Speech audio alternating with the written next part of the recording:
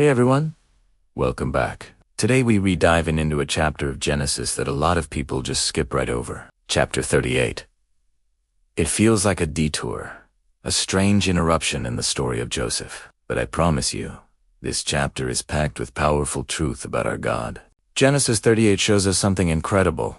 Even when people mess up, even when we fail spectacularly, God's plan does not fail. He is always at work. So let's start with the first part of the story. Judah, one of Jacob's sons, decides to walk away. He separates himself from his brothers and starts a new life down in Canaan, and almost immediately, his choices lead to a cascade of pain. He marries a Canaanite woman, which was against God's direction for his people. He has 3 sons, but his first 2 are so wicked that God strikes him down. His family life is a wreck, marked by loss and broken relationships. It is a vivid picture of what often happens when we create distance between ourselves and God as community. Wandering away from God as people and his ways often leads to a chain of poor decisions and a lot of unnecessary heartbreak. It's a warning for us to stay close to the community of faith. Now, let's talk about Tamar.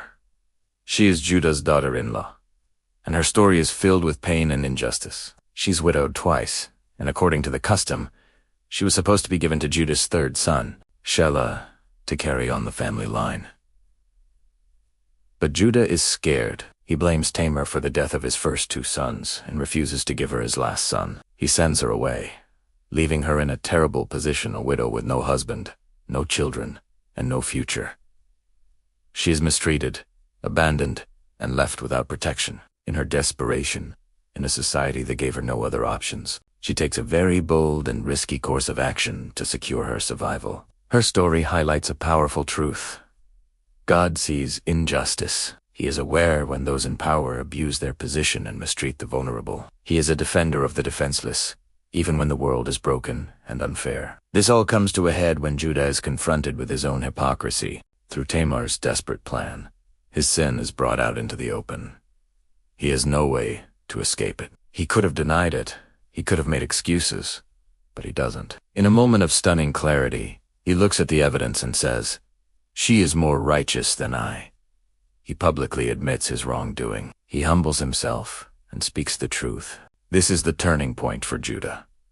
His confession isn't just about admitting a mistake. It marks the beginning of his transformation. We see a different Judah later in Genesis, a man who is willing to sacrifice himself for his brother Benjamin. It all starts here, with this moment of honest confession. It shows us that true change begins when we stop hiding and start confessing. And this is where the story gets truly amazing. From this messy, broken situation, God brings about his redemptive purpose. The son born to Judah and Tamar is named Perez.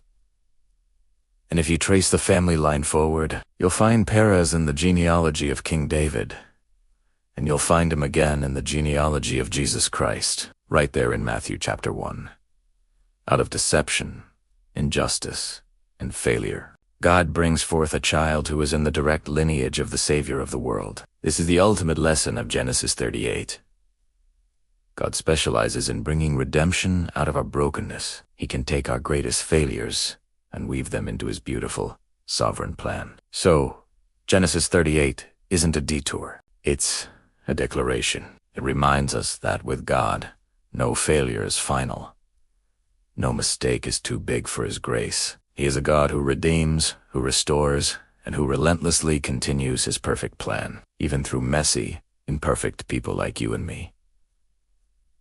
Let's close in prayer. Lord, thank you for being a God of redemption. Thank you that our failures don't define us and can't derail your plan. Help us to trust you, even when we stumble and fall, knowing that you are always at work, turning our broken pieces into something beautiful for your glory. Amen. Thanks for joining me today. If this was meaningful to you, please like and subscribe for more. See you next time.